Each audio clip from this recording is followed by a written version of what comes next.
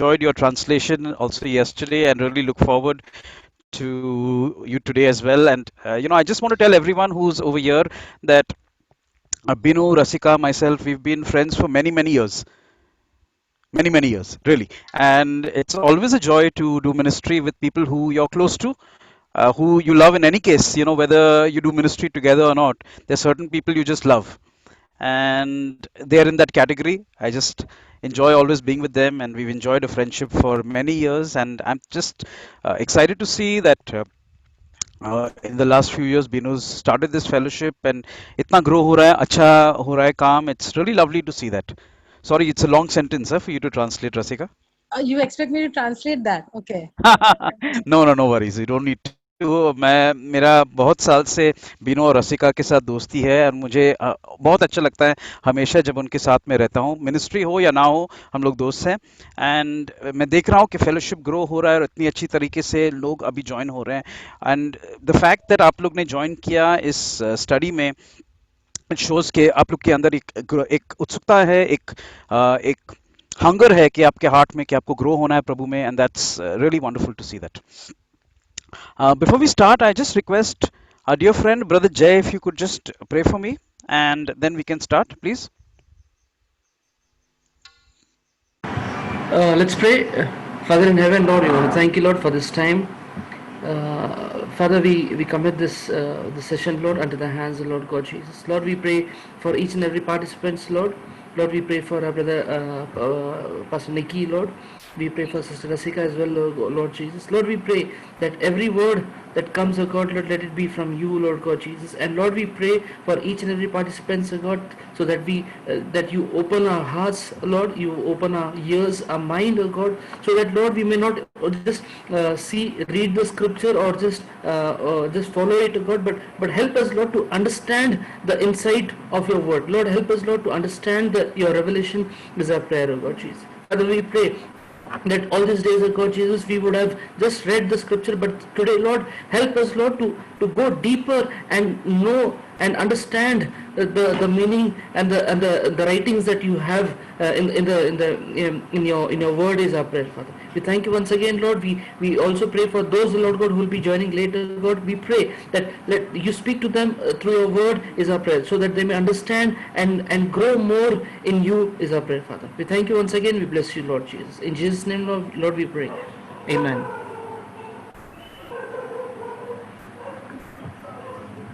So first of all, is there anybody who was not there yesterday? करने से पहले मैं जानना चाहता हूँ, अगर कल आप में से कोई नहीं था। Okay, I see Sister Yukta was waving out. Yeah. Okay, anyone else? I think Chris is also joined today, right? Wasn't there yesterday? Yes. Chris from Chennai, welcome. Hello. Thank you. Okay, anyone else? Binu, is there anyone else? Yeah, all right. So we started off yesterday with, let me do a quick overview for 5 minutes and then we'll go ahead. We started off yesterday with establishing the importance of the entire scriptures of God. कल हमने आगे जाने से पहले कल हमने जो किया था उसके बारे में आपको संक्षिप्त में बताना चाहता हूँ कि हम पढ़ा था कि कैसे परमेश्वर के वचन को पढ़ा जाए, उसका अध्ययन किया जाए और कैसे उसे दुभागा जाए। And we don't only look at one part of scripture and take that as more important than the other. We look at the entire scriptures, all 66 books, as being equally God's word. तो हम एक वचन नहीं लेते हैं और या फिर दूसरा वचन नहीं लेते और दोनों को हम कंपेयर करके नहीं कहते कि ये अच्छा है वो बुरा है, लेकिन हम पूरी तरीके से पूरा उसका प्रसंग और संदर्भ देख के जो 66 बुक्स हैं बाइबल की, वो एक साथ पढ़ के उनका संदर्भ देखते हैं। We saw that the Lord Jesus, Yeshua, is the hero of the entire Bible. Every book of the Bible is about him. और हमने ये भी देखा कि जो 66 बुक्स है वो सारी जो पवित्र शास्त्र के जो भी लिखे हैं वो सब कुछ यीशु के ऊपर निर्धारित है, वो हमारा नायक है इस बाइबल का। The Bible tells us in 1 Corinthians chapter 10 and verse 6 that the things that happened with the children of Israel serve to us as example. पहला कुरिन्थियों 10:6 में ऐसा लिखा है कि जो कुछ भी यहूदियों के साथ हुआ, इज़राइल के बच्चों के साथ हुआ, वो हमारे लिए एक उदाहरण के तौर पे है। Now, when we started with the book of Ruth yesterday, जब हमने रूत we की looked at the किताब first two verses, पहले 2 वचन हमने देखे थे and it started off with actually introducing the names of the people who are part of this story. और हमने इससे शुरुआत की थी कि वहाँ बता रहा है कि ये चारों जो चैप्टर्स है उनमें जो नायक है, उनमें जो किरदार है, जो पात्र है, उनके नामों का हमने अध्ययन किया था, उनका मतलब समझ के लिया था। Now, before I go ahead, I've received a question which we had promised that we would address yesterday's questions today before we start. So I want to read out the question and the answer as well. Okay, I won't mention the name, but the question is that it's addressed to me. How do I study the Bible on a day-to-day basis, specially special characters like Ruth? मैं किस तरीके से मैं Bible पढ़ता हूँ दिन ब दिन, और स्पेशली जब स्पेशल कैरेक्टर्स आते हैं जैसे रूथ, तो उसका मैं उनका स्टडी मैं कैसे करता हूँ? और दूसरा क्वेश्चन है, how how does the life of Ruth impact your life after reading about her? मतलब रूथ के जीवन से आपके जिंदगी में किस तरीके से कुछ बदलाव आ रहा है? I'd like to say and answer it by saying that we saw yesterday, and as I revised just now, the entire Bible is about the Lord Yeshua. मैं आपको संक्षिप्त में बताना चाहता हूँ कि पूरा जो स्क्रिप्चर है, बाइबल है, पवित्र शास्त्र है, वो यशुआ के बारे में है। So whether we read about Ruth or Esther or Elijah or Abraham or Peter or Paul or Timothy, ultimately we're looking at spiritual principles that build us up. तो जब भी हम एस्तर को देखते हैं, एलाइजा को देखते हैं, दाऊद के बारे में देखते हैं, जिस किसी भी किरदार या पात्र के बारे में बाइबल में देखते हैं, तो उसमें एक आध्यात्मिक सिद्धांत होता है, उसको हम देखते हैं। And everything contained in the earlier scriptures are confirmed in the newer covenant scriptures as well. और जो कुछ भी पुराने नियम में बताया गया है, वो पूरी तरह सच्चाई के रूप में प्रकट हुआ है नए नियम में। So I don't divide God's word between what's applicable today and not applicable today. Everything is applicable today. And that's why when I read Ruth or Esther or anyone's life, I gain spiritual principles out of it. तो जब भी हम Bible पढ़ते हैं, जब मैं Bible पढ़ता हूँ, तो ये नहीं कहता कि ये पुराने जमाने का है, उनके लिए ये लागू होता था, आज ये लागू नहीं होता है, ऐसा नहीं है। ये पूरा पवित्र शास्त्र जीवंत है और ये आज भी वैसे ही लागू होता है। And the second question is, what do I gain from Ruth's life? I'm sure at the end of the study, you will have an answer to that question. You yourself will have gained something. तो जब हम पूरी पढ़ाई खत्म करेंगे, तो हम पता चलेगा कि हमने रूथ की किताब से क्या सीखा। So I'm going to share my screen now. And we'll pick off where we left yesterday. We started yesterday by looking at the names of the people who are involved in this story. हमने कल देखा था इन लोगों के नामों का क्या मतलब है। So quickly to revise it, we have Elimelech, who's the father of the house. Elimelech जो Then we घर have, का, go ahead. We have Elimelech, then we have Naomi, who's his wife. Then their two sons, Machlon and Kilion. And then we have Ruth, who got married to Machlon. We have Orpah, who gets married to Kilion. And then we have Boaz. And we finally have an unknown relative. तो हम यहाँ देखते हैं कि Elimelech की बीवी नओमी है, उसका कुछ मतलब है। उनके दो बच्चे थे, मखलोन और किलियोन। मखलोन ने रूथ से शादी की थी और किलियोन ने ओरफा से शादी की थी, और वहाँ एक रूथ है और बोआज है, और उसके बाद आखिरी पात्र है जो जिसका नाम नहीं लिखा गया, ऐसा रिश्तेदार है। Now, this is a great spiritual picture that we see in Ruth chapter 1 actually. यहाँ पे एक बहुत ही महान ऐसा आध्यात्मिक सिद्धांत रूथ के पहले किताब में, पहले चैप्टर में, अध्याय में हमें देखने मिलता है। And in the first two verses, it says that there was a man that belonged to Bethlehem of Judah, and he goes down to the country of Moab with his wife and his two sons. तो पहले पंक्ति में ऐसा लिखा है कि Bethlehem यहूदा जो बेथलेहम है, इफ्राता परिवार से जो था एक आदमी एलीमेलेक, वो यहूदी था और वो मोआब की तरफ निकल पड़ा। And then the verse 2 tells us the names. Now, names, as we saw yesterday, are very important in the Bible. और दूसरा वचन हमें नामों के बारे में बताता है, और इज़राइल में यहूदी लोगों को उनके नामों का बहुत महत्वपूर्ण है। So, when you study the Bible, always try to understand the meaning of the name, do a research, understand the meaning of the name, understand the meaning of or the significance of the place. This is one of the keys to study the Bible. तो अगर आप Bible का अध्ययन कर रहे हैं तो सबसे पहले अगर नामों के बारे में पढ़ेंगे तो बहुत अच्छा हो जाएगा, और नामों और उन जगहों के बारे में पढ़ेंगे तो आसान हो जाएगा। So, as we saw yesterday, Elimelech actually means my God is king. Eli means my God, Melech means king. Eli माने मेरा परमेश्वर और मेलेक माने मेरा राजा। Naomi means pleasantness. नवमी का मतलब है प्रसन्नता। Their first son, Machlon, the husband of Ruth, his name Machlon means sickly. Ruth का पति मैक्लोन, उसका मतलब है बीमारी। You know, in India also we have this habit, right? If somebody's fat, we say, hey, Motu, and we call them by that name. If somebody's short, we say, hello, Chotu.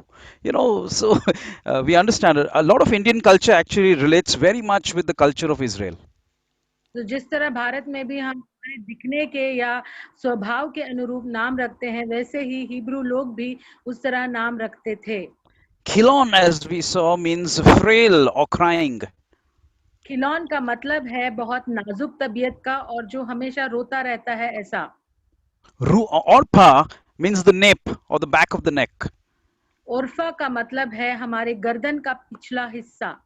Yeah, and Ruth, as we saw yesterday, means a friend and can also mean beauty.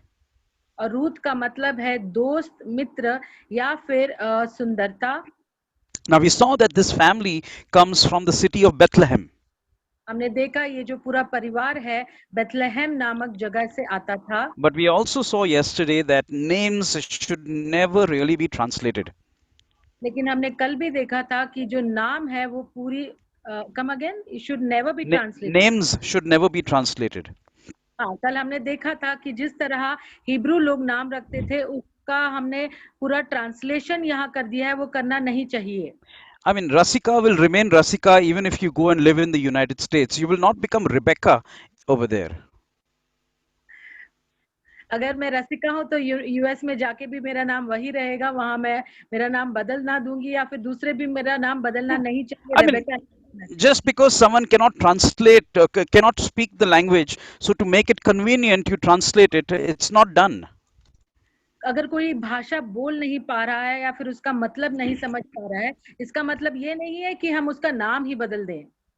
And unfortunately, that's what has been done in the translations of the Bible, that original names have been translated to suit the convenience, especially of the English language, initially in Latin and then in the English language. Bible को समझने के लिए लोगों ने जो European लोग थे, उन्होंने लैटिन और इंग्लिश में अपने स्वभाव अनुसार, अपने तरीके के अनुसार जो बाइबल जो हिब्रू लैंग्वेज में थी, ग्रीक में थी, उसे अपने तरीके से लैटिन और इंग्लिश में भाषांतर कर दिया। For example, the book of James, there's no such James in Jewish or in the Hebrew mindset, right? His name was actually Yehuda. He was Judah, and we translated it as James. James जो है हमारी Bible का जो किताब है, उसका नाम James नहीं है लेकिन यहूदा है, लेकिन फिर भी हमने उसे जेम्स के रूप में स्वीकारा है। And similarly, Jesus is actually Yeshua. और उसी तरह जीसस जो है यीशुआ बन गया। Okay, so I'm just saying the beauty lies also when we restore the original context. और सुंदरता इसमें भी है कि अगर हम पहले से जो प्रसंग संदर्भ बना हुआ है उसी को अगर आगे चलाते गए तो उसमें एक अलग ही सुंदरता है। Now, when you look at the name Bethlehem, और हम बेथलेहम ये शब्द अगर देखेंगे, In Hebrew, it's which is read from right to left. The first word over here is Beth. Now, Beth means house. And the second word over here is Lechem. Lechem means bread. So Bethlehem is Beth Lechem, which means house of bread. Hebrew भाषा बाएं से दाएं तरफ लिखी जाती है. बाएं में बैत का मतलब घर है और लेखेम माने रोटी, मतलब रोटी का घर. Now we know that Israel basically had the southern tribes and the northern tribes. Now the southern tribes included Judah and Benjamin and Simeon, and Jerusalem and Bethlehem downwards was south. So Bethlehem came under Judah. तो Israel के दो part होते थे, एक south था, एक north था, और साउदर्न पार्ट में जो दक्षिण का छोर है उसमें ये बेथलेहम आता था. So Bethlehem was part of Judah. Judah जो एक ट्राइब है, जो एक ट्राइब है इजराइल की, जो सदर्न पार्ट में दक्षिण के छोर में थी. Yeah. उसमें उसके अंदर ये आता था Bethlehem. Now Judah, or in Hebrew it's Yehuda, actually means praise. Judah जो यहूदा है हिब्रू में, उसका मतलब है स्तुति करना. Okay, now think of it. Here's this family, Elimelech and his family, who belong to Bethlehem, which means house of bread, which is part of Yehuda, which is praise. हम देख रहे हैं कि ये बेथलेहम जो रोटी का घर है, एलीमेलेक इस घर से रिश्ता रखता था, जो यहूदा नाम के जगह में था, यहूदा नाम के ट्राइब से आता था, जिसका मतलब है स्तुति करना. Now, can you think of any other people who came from Bethlehem? क्या आपको याद है बेथलेहम से और कोई ऐसा जन आया है? And you can feel free to unmute yourself and just call out the name if you can think of any names. Anyone that you can think of who comes from Bethlehem? आप ऐसे समझते, आपको याद आ रहा है कोई Bethlehem से आया है या फिर वहां उसका जन्म हुआ है? Jesus Christ. Jesus Christ. Of course. Yes. Anyone else? Okay. So here we have it. The first one that, I mean, look, if you ask a Jewish person, okay, they'll say King David was born in Bethlehem. If you ask a Christian, he'll say Jesus, King Yeshua was born in Bethlehem. Both are right. यहूदी लोगों से पूछेंगे कि Bethlehem में कौन पैदा हुआ, तो वो पहले राजा दाऊद का नाम लेंगे, और अगर मसीही से पूछेंगे तो बोलेंगे यीशुआ वहां जन्मे थे. And both are correct. और दोनों सही है. Okay, so what did David do? लेकिन दाऊद राजा ने क्या किया? He reigned over the real United Kingdom. Not England and Scotland and Wales and Northern Ireland. He reigned over the real United Kingdom of Israel. तो Israel जो है दो भागों में बटा हुआ था, दक्षिण में और उत्तर में, लेकिन दाऊद राजा ने दोनों मिलके जो यूनाइटेड किंगडम बोल सकते हैं, उसमें अकेले ने राज किया था. So he comes from Bethlehem. और उसका जन्म और वो बेथलेहम से आता है. And then King Jesus, Yeshua, comes from Bethlehem, the house of bread, and he says, I am the bread of life. और यीशुआ जो है वो राजा है और वो बोलते हैं कि मैं जीवन की रोटी हूँ. And Bethlehem is the house of bread. और बेथलेहम जो है वो रोटी का घर है. Now, King Jesus is going to sit on the throne. और राजा यीशु जो है, यीशुआ जो है, वो दाऊद की गद्दी पे बैठने वाले हैं. And then he will reunite the kingdom. और जब वो आएंगे तब वापस से जो दक्षिण और उत्तर में जो बटा हुआ इजराइल है वो एक कर देंगे. So here are some photographs from Bethlehem. These are photographs that I took. Some of these I took when I had gone there myself. जब मैं वहां इजराइल में गया था तब मैंने बेथलेहम की ये तस्वीरें खींची थी. And if you've been there, you'd recognize these. और जब वहां जाओगे Okay. आप लोग तो आप पहचान पाओगे. On the bottom right, this is where Jesus, Yeshua, was born. जो ये तस्वीर दिख रही है ब्राउन कलर की बिल्डिंग, वहां पे यीशुआ का जन्म हुआ था. So I just wanted to give you a bit of a look and feel of how Bethlehem is. मैं चाहता हूं कि बेथलेहम जिस तरह आज दिखता है उसके बारे में आपको एक चित्र बताऊं। Of course, right now it's not controlled by Israel, it's controlled by the Arabs, by the Palestinian people. लेकिन ये इजराइल के काबू में नहीं है, लेकिन पैलेस्टीनियन लोगों के आज भी वो काबू में हैं। Okay, so now let's move on. Now we see that this family belonged to Bethlehem of Judah. They belonged to the house of bread, which was part of praise. तो ये जो फैमिली थी, ये जो परिवार है एलीमेलेक का, Bethlehem का था और जूडा यहूदी जो ट्राइब है उनसे संबंधित था। Now it also says that they were part of a clan of Ephrathah एफ्राथा नाम के परिवार से वो जुड़ा था। or Ephrath. It's just simple. You can just say Ephrath. Now Ephrath means fruitfulness. इफरात का मतलब होता है फलदायक. फलदायक होना।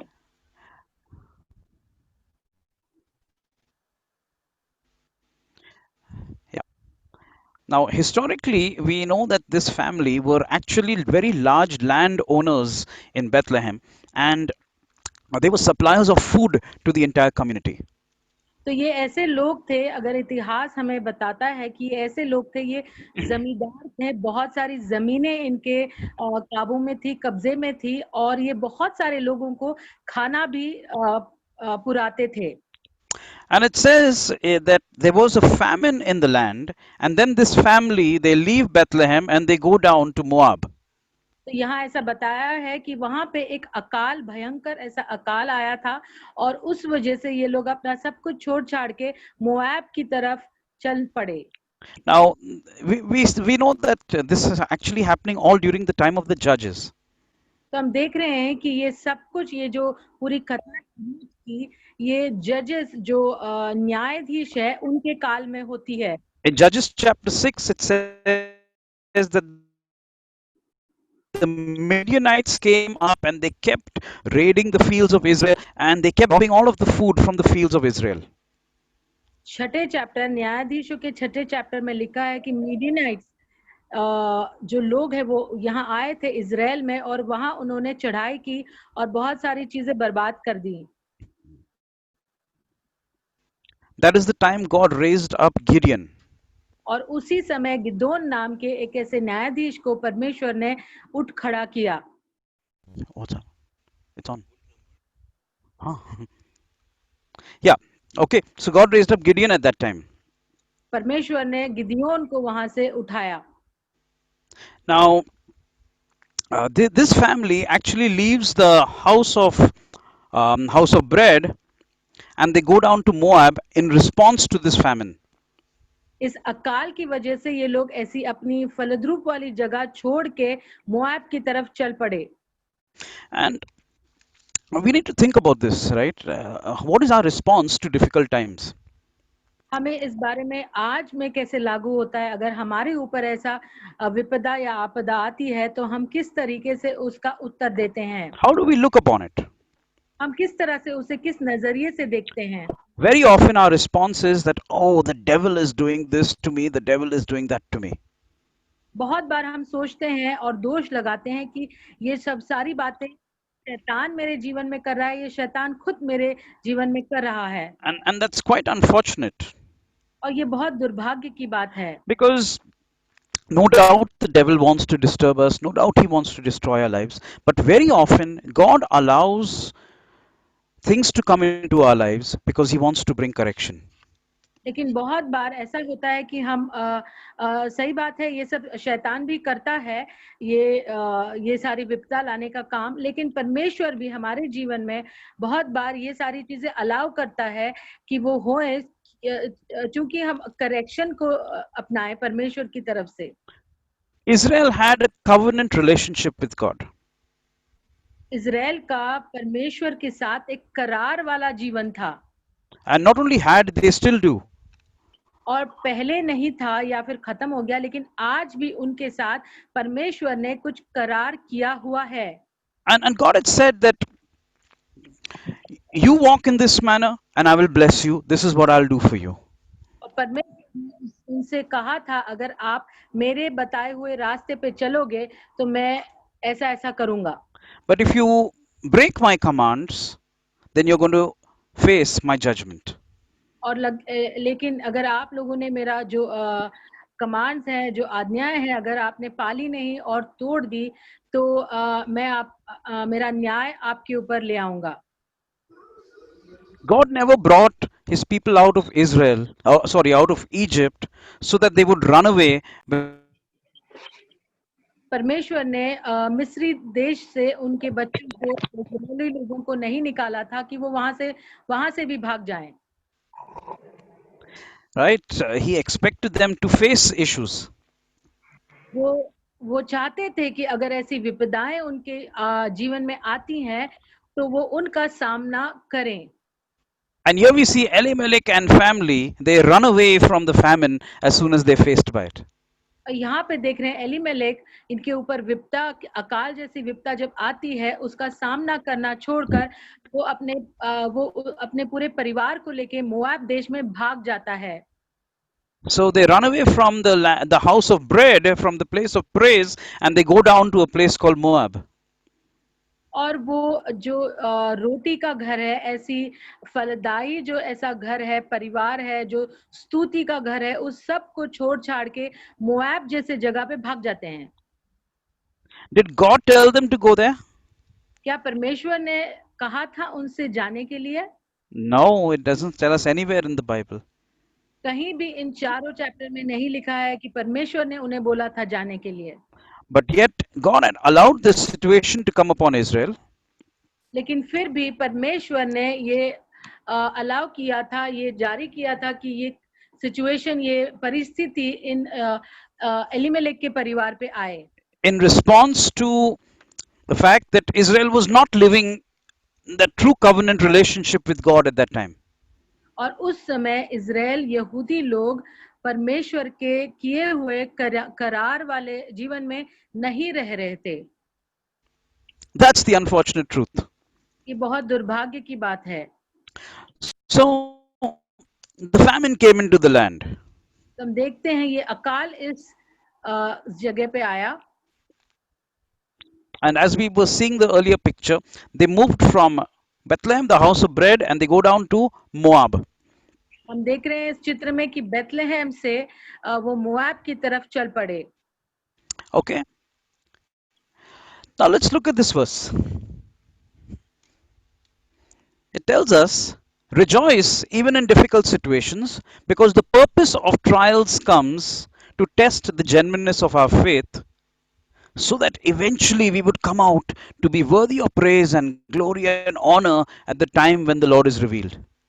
तो ये वचन आप पढ़िए, वहां लिखा है, ताकि तुम्हारा परखा हुआ विश्वास जो आग में परखे हुए सोने से भी अधिक मूल्यवान है, ताकि हमें परमेश्वर अपना मुकुट दे और हमें प्रशंसा, महिमा और आदर प्राप्त हो। Trials don't come because God wants to destroy us. Trials come because God wants to rebuild us. हमारे ऊपर जो भी विपदा, आपदा या फिर टेस्टिंग आती है, उससे हमें परमेश्वर बर्बाद नहीं करना चाहता, लेकिन वो हमें सोने की तरह चमकाना चाहता है, उससे भी मूल्यवान बनाना चाहता है, उसकी प्रशंसा, महिमा और आदर हमें देना चाहता है। But instead of facing the trials, Elimelech and family decide to run away from it and go into Moab. लेकिन जो भी उनके पर आपदा आई, उसका सामना करना छोड़ के वो सब कुछ भाग गए मोआब की तरफ। And unfortunately, finally he dies. और दुर्भाग्यवश वो वहां पे मर जाते हैं। And then a few years later, both his sons also die. और कुछ सालों बाद एलीमेलेक के दोनों बेटे भी वहां मर जाते हैं। See, the question is of faith over here. तो यहाँ पे सवाल विश्वास का है। When we have faith in God, जब हमारा विश्वास यीशु में, प्रभु में है, we believe that he will bring us out of our difficult circumstances.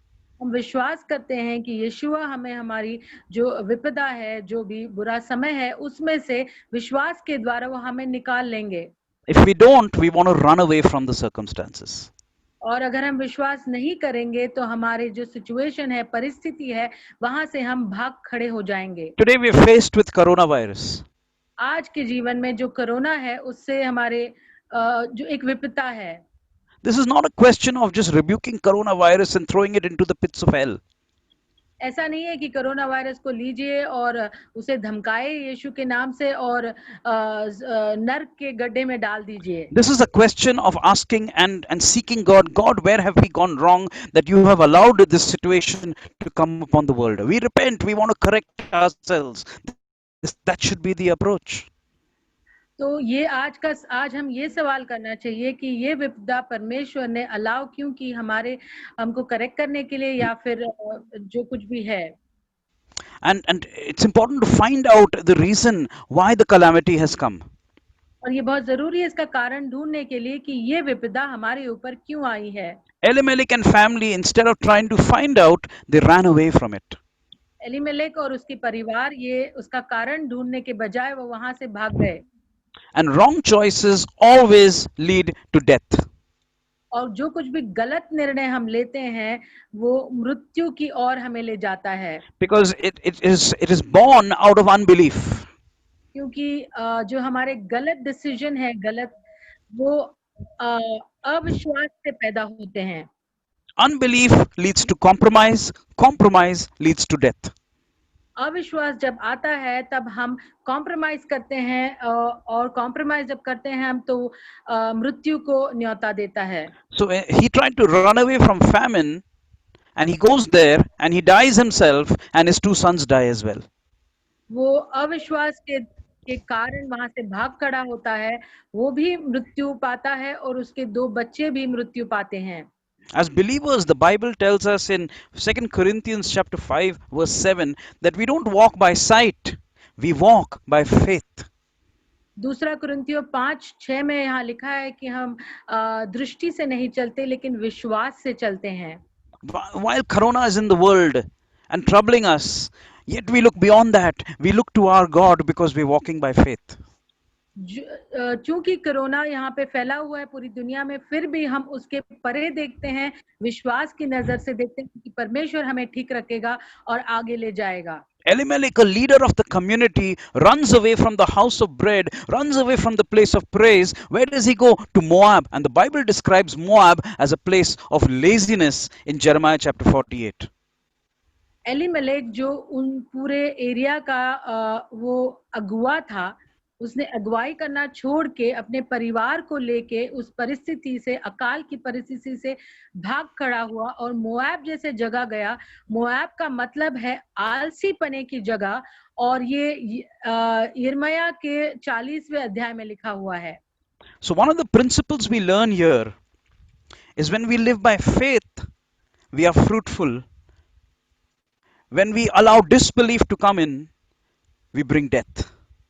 तो ये एक सीख हमें इस अध्याय से मिलती है जो दूसरा कुरिन्थियों 5:7 में लिखा है कि अगर हम विश्वास से चलेंगे तो हम फलदायक होंगे और अविश्वास से चलेंगे तो हम मृत्यु को न्योता देंगे। Elimelech was more concerned about the riches of this world. Elimelech जो है वो दुनिया में दिखने वाली जो अमीरी है या फिर सुख है उसको देख रहा था। Yeshua talked about it in Matthew chapter 6. He says, don't store up riches in this world, store up riches for yourself in the world to come, where neither moth nor insect nor anything can steal it away from you or destroy it. मत्ती 6 में यीशुआ कहते हैं कि अपने लिए जो ऐश्वर्य है, जो जायदाद है, इस दिखने वाली दुनिया में इकट्ठा मत करो, पर आने वाले दिनों के लिए वहां इकट्ठा कीजिए जो हाँ कीड़ा नहीं लगता, जो चोरी नहीं होता, ऐसा धन आप उस आने वाले जीवन के लिए इकट्ठा कीजिए। Do you remember the story of the Good Samaritan?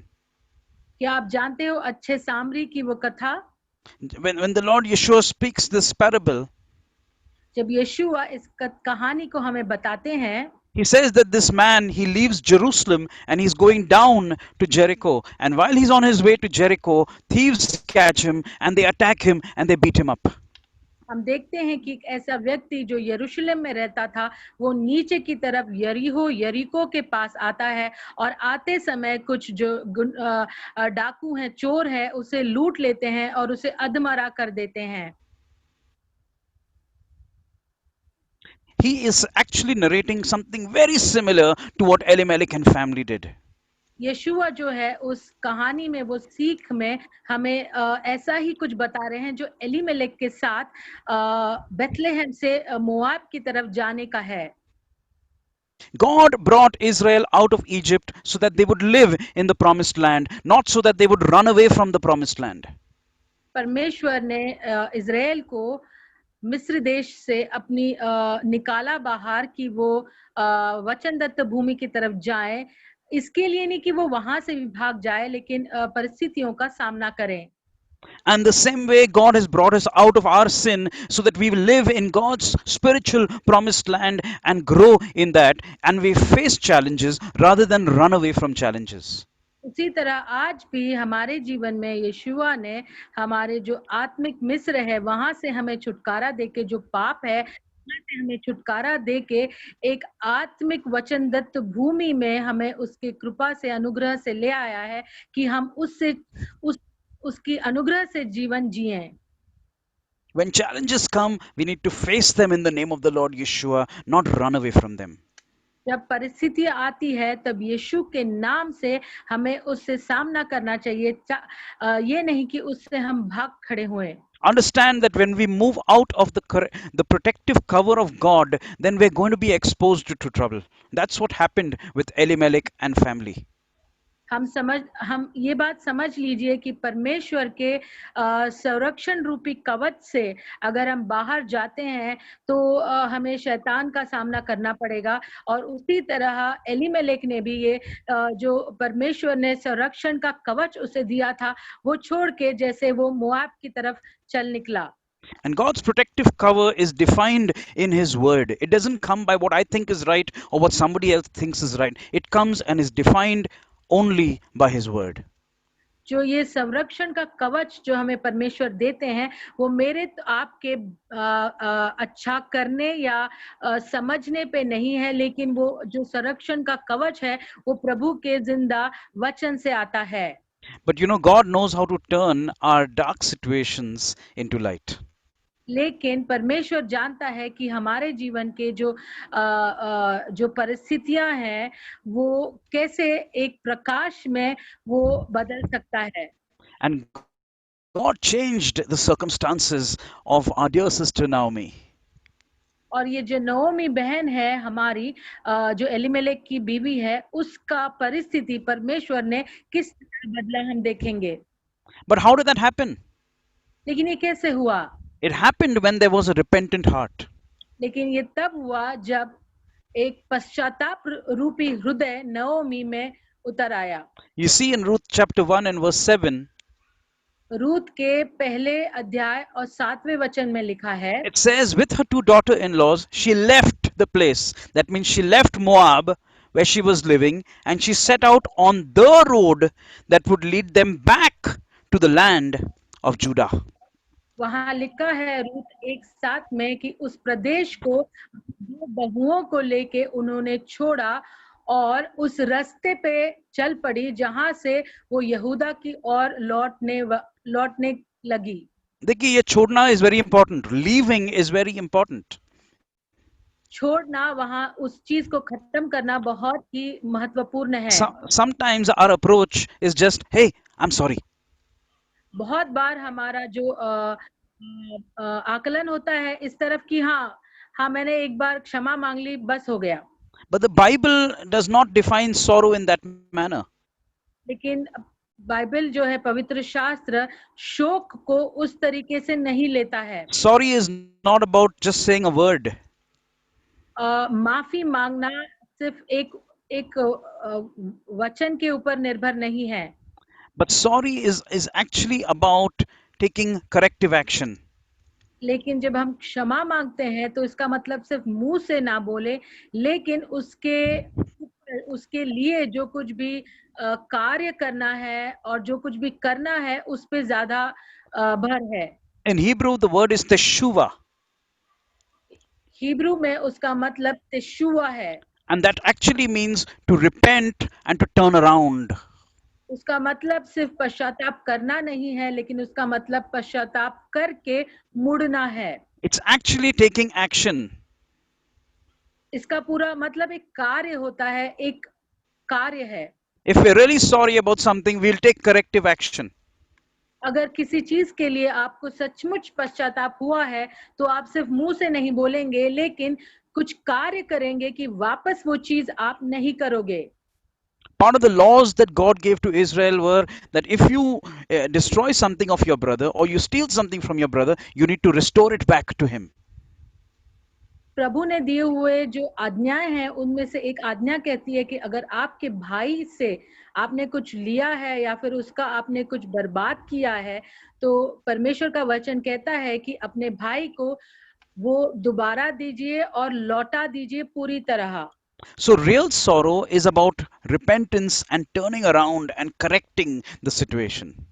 तो सच्चा जो पश्चाताप है वो सिर्फ क्षमा मांगना नहीं है, लेकिन जो कुछ भी बुरा किया है उसको पूरी तरह से रिस्टोर करना है, पूरी तरह से सही करना है। If I've hurt Binu, I don't just go to him and say, Binu, I'm sorry, matter over.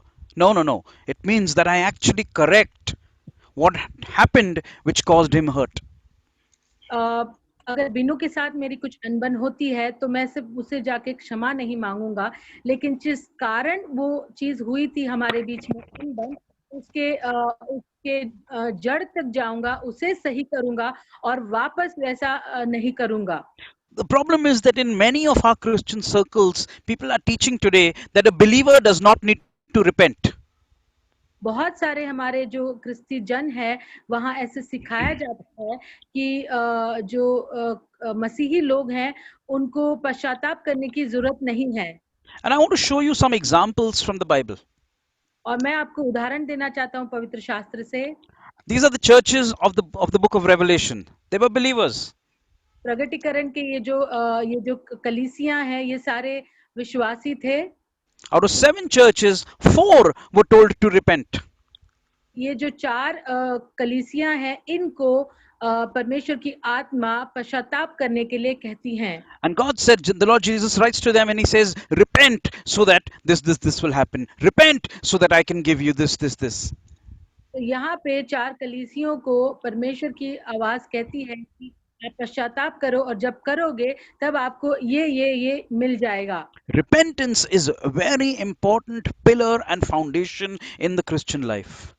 मसीही जीवन में पश्चाताप करना ये बहुत ही महत्वपूर्ण स्तंभ है हमारे जीवन का। Because only when we repent will we actually correct ourselves.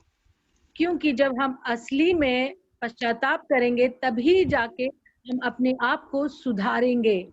2 Corinthians 7 and verse 10 says, godly sorrow worketh repentance to salvation. यहाँ बताते हैं, I'll just finish it. But the sorrow of the world worketh death. When we just have, lip service, sorry, it's sorrow of the world. But sorrow of God leads to repentance. यहाँ वचन बताता है कि क्योंकि हर वह दुख जिसे परमेश्वर देता है एक ऐसे मन फिराव को जन्म देता है जिसके लिए पछताना नहीं पड़ता और जो मुक्ति दिलाता है। तो हमारा जो बहुत बार मसीह जीवन में मुख से जो हम सॉरी बोलते हैं वैसा नहीं होता है, लेकिन हमारा मन जो है मन फिराव होना चाहिए। Naomi was at a crossroad. नओमी जो है एक ऐसे चौक पे थी। And the Bible says she went back on the road that led to Judah. लेकिन बाइबल यहाँ बताती है कि ऐसे चौराहे पे थी, फिर भी उसने वो वाला रास्ता चुना चौराहे में से कि जो यहूदा की तरफ जा रहा था। I've spent many years in prison ministry. बहुत साल मैंने ये जो प्रिजन है जेल की मिनिस्ट्री मैंने की है। 2004 to 2009 every Sunday I was in the jail ministering to the prisoners. 2004 से 2007 तक हर रविवार में यरोड़ा जेल में वहां पे प्रभु की सेवकाई के लिए जाता था। Pastor Bino has also come a few times. Paswan Binu भी मेरे साथ आते थे। And I have met people there, ministered to people there. Every crime you can think about under the sun, I have met those kind of people. तो मैंने इतने सालों में इस धरती पे होने वाले जिस किसी भी प्रकार के पाप या फिर जो क्राइम है, सब प्रकार के क्राइम मैंने वहां देखे हैं. And the message was simple. The message to them was simple. It was a message of salvation. It was a message of repentance. It was a message of correction. और जब भी मैं जाता था हर इतवार, तो बहुत ही साधारण सा उनको संदेश देता था परमेश्वर का, कि सुसमाचार का, पश्चाताप का और मन फिराव का और गलती सुधारने का. Many were saved and baptized in the Holy Ghost on the spot. बहुत सारे लोग बच गए हैं यीशु के नाम से वहां पे, और उसी समय उनको बहुत सारे चमत्कार भी हुए. Some of them are even now outside serving the Lord. और बहुत सारे आज भी वहां से निकले हुए लोग सेवकाई में आ गए. But there were also many who had absolutely no repentance. All they wanted was to get out of that situation. लेकिन वहां बहुत ऐसे भी कई लोग थे जिनको बिल्कुल भी पश्चाताप नहीं हो रहा था, और वो इतना ही चाहते थे कि वो बस वहां से निकल जाएं. That is the sorrow of the world. और ये जो बात है, ये इस दुनिया का होने वाला दुख है, पीड़ा है. The ones who genuinely corrected themselves, you could see a transformation in their lives. The other ones who were coming for prayer were just coming, prayer karo hamare liye, pray for me so that we get out, pray for me so that I win my case, whatever. You know, that's the way of the world. और बहुत सारे ऐसे लोग थे जो असलियत में पश्चाताप करके, मन फिराव करके जो अपने आप में सुधार लाए, वो बहुत कम थे. और बहुत ऐसे लोग थे जिनको बस प्रार्थना करवानी थी, आ जाओ मेरे सर पे हाथ रख दीजिए, प्रार्थना कीजिए, मेरा एक केस जितवा दीजिए, बस. Naomi genuinely repented, and her repentance was proved by the fact that she said, I will go back to Bethlehem, to the house of bread. I will go back to Judah, to the place of praise. लेकिन नओमी के पास सच्चाई में वो पश्चातापी हृदय था, क्योंकि उसने चौराहे पे खड़े होकर कहा कि मैं वापस यहूदा के रास्ते पे जाऊंगी और वापस मेरे में देश लौट जाऊंगी. Okay, now I'm just looking for that verse. Yeah, it says here, she set out on the road. It didn't say she set out on a road. It says the road. It's a very specific road. यहाँ पे English में the road कहा गया है कि वहां पे वो कोई भी चुना हुआ रास्ता नहीं था, लेकिन एक ही ऐसा अकेला रास्ता था जो सही रास्ता था, उसका नओमी ने चुनाव किया. And I want to ask you, when you think of the road or you think of the way, what do you think of? जब हम कहते हैं कि एक ही ऐसा रास्ता, एक ही ऐसा मार्ग, जब आपके कानों में ये शब्द पढ़ते हैं, तो आप उसके बारे में क्या सोचते हैं? For me, it's simple. John 14 verse 6, the Lord Yeshua said, I am the way. मेरे लिए बहुत आसान है. यीशुआ ने कहा है यूहान 14:6 में कि मैं एक ही वही रास्ता हूँ. You remember, she takes the road to go back to the house of bread. Yeshua is the only source of bread in our lives. नओमी ने वो अकेला ही एक ऐसा रास्ता चुना जो उसके रोटी के घर को ले जाता है. और याद रखिए, यीशुआ ही एक ऐसा रास्ता है जो हमें परमेश्वर के पास ले जाता है. Don't believe the Jerusalem Mata who want to take you on a trip somewhere. जो जेरूसलम माता जिसके बारे में बहुत सा प्रचार हो रहा है, जो हमें कहीं पे भी सैर के लिए ले जाना चाहती है, We believe in the Jesus who was born of the Virgin Mary, suffered under Pontius Pilate and died. He resurrected on the third day. He ascended into heaven, and he's coming back again to sit on the throne of David in Jerusalem and reign as King of Kings forever and ever. हम ऐसे यीशुआ पे विश्वास करते हैं जो Bethlehem में कुमारी मरियम के पेट से पैदा हुए थे, और पिलातूस के अंडर उन्होंने वो सहा और क्रूस पे चढ़े गए, वहां मारे गए, वो गाड़े गए और तीसरे दिन उठे गए, जो स्वर्ग में उनका असेंशन हुआ, और वो दाऊद राजा की जो थ्रोन है उस पे बैठने के लिए और इस पूरी दुनिया में राज करने के लिए वापस आ रहे हैं. Amen. He is the way. और वो ही यीशुआ ही वो एक लौता ऐसा एक रास्ता है. And Naomi goes on the way back to the house of bread to Jerusalem. और नओमी Sorry, ने to Bethlehem. नओमी ने चौराहे पे खड़े होके वो एक अकेला रास्ता चुना जो बेथलेहम और जो रोटी के घर को वापस जा रहा था. And you know, we are faced with this situation. Jeremiah speaks about it. He says, look, stand by the road and look for the ancient path where the good way is. Walk in it, and you will find rest for your souls. We have to find that ancient path of God that will actually give us rest in life. यिर्मयाह ने भी उसके किताब में लिखा है कि अगर आप चौराहे पे खड़े हो तो आप एक ऐतिहासिक ऐसे रास्ते की खोज कीजिए और उसी के ऊपर प्राचीन काल के ऐसे रास्ते की खोज कीजिए और उसी के ऊपर चलिए. पुरानी सड़क. Amen. The ancient path is only defined by one thing, by God's word.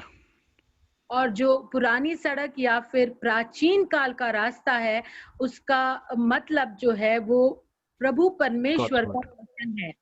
We need to eat this word every day. This is the food that we need every day in our lives. तो ये जो प्राचीन काल की सड़क है, रास्ता है, वो प्रभु का वचन है, जिंदा वचन है जिसे हमें रोज खाना और पीना और उसके ऊपर चलना है. Whether you eat your breakfast or not is not important, but you need to eat God's word in your life every day. आप सुबह का नाश्ता भले ही ना कर ले, लेकिन सुबह आपको हर दिन इस प्रभु के वचन को पढ़ना है और उसके ऊपर चलना है. When we read God's word, it tells us that sin is not okay. और प्रभु का वचन हम पढ़ते हैं, वो जो कहता है कि पाप जो है वो सही नहीं है. When we read God's word, it tells us that going away from the house of bread is not okay. और प्रभु का वचन कहता है कि परमेश्वर के रोटी के घर से दूर जाना सही नहीं है. God does not accept sin, परमेश्वर पाप को स्वीकारता नहीं है, but He provides a way of restoration. लेकिन फिर भी वो हमारे लिए एक मार्ग बनाता है, तैयार करता है और हमें फिर से पुनर्स्थापित करता है. So let's not be fooled. God is not okay with sin. Don't let people tell you it's okay, come as you are, keep sinning and God loves you. God is not okay with that. But God provides a way of restoration so that He can correct our lives. लेकिन मूर्ख ना बनिए, लोगों की सुनिए नहीं, जो वो कहते हैं कि पाप में रहना कोई बात नहीं, जैसे हैं वैसे आइए और पाप में पड़े, पाप में ही जिए. ऐसा नहीं है, लेकिन आप प्रभु के वचन के पास आइए और अपना सुधार स्वीकारिए.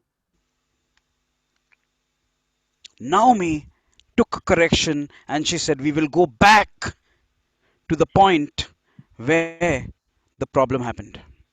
और नओमी ने वहां खड़े होके इस बात का चुनाव किया कि मैं वापस उस सही वाले रास्ते पे जाऊंगी और अपना जो गलत जो किया है उसे स्वीकारूंगी और वापस चली जाऊंगी. In the book of Genesis, it tells us that Abraham went back to the place of the altar of God that he had built. Abraham genesis में Genesis 13. उत्पत्ति 13 में लिखा है कि अब्राहम वापस मुड़ा उस जगह पे जहां पे उसने वेदी बांधी थी.